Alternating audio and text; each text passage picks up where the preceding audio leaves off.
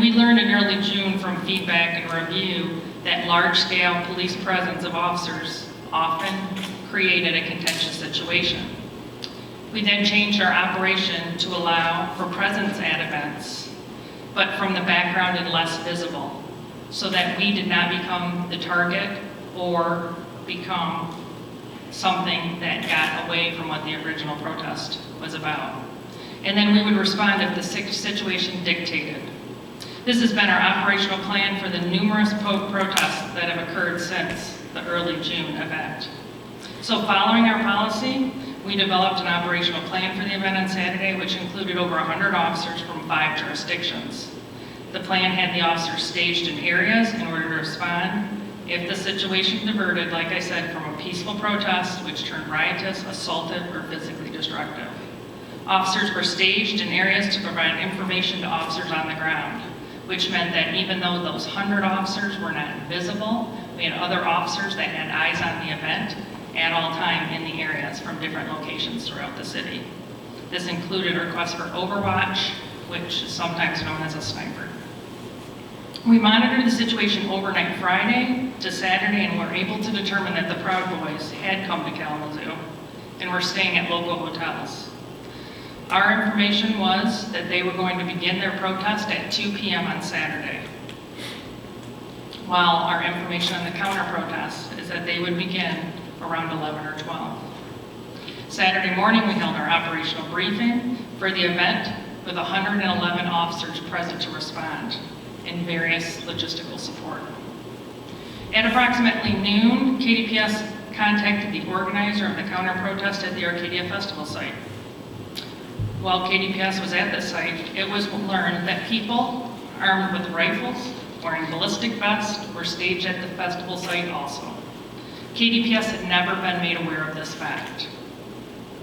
At approximately 1:30 versus the 2 p.m. that we had, the Proud Boys arrived and formed up at the Radisson ramp. The Proud Boys were carrying flags and many were armed with rifles and handguns. The Proud Boys marched down Water Street and were met by counter-protesters. Some counter-protesters were also armed with bats and sticks and metal signage posts. Both groups were vocal towards each other. On Water Street, there was a confrontation which turned physical among both groups with assaults occurring. At this point, officers were deployed. Officers deployed immediately into the area, although I know when you view the video, it doesn't seem immediate. Upon arrival, officers began responding to this dynamic situation and began making announcements to clear the area and establish a police zone in order to restore order. We did deploy pepper spray throughout the event in an effort to restore order and disperse the groups. We also know that the Proud Boys dispersed pepper spray and are reviewing the video as we continue our investigation.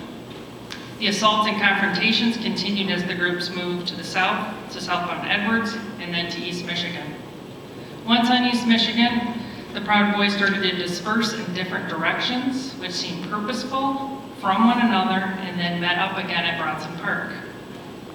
After a short regroup at Bronson Park, the Proud Boys moved back to the Radisson parking ramp.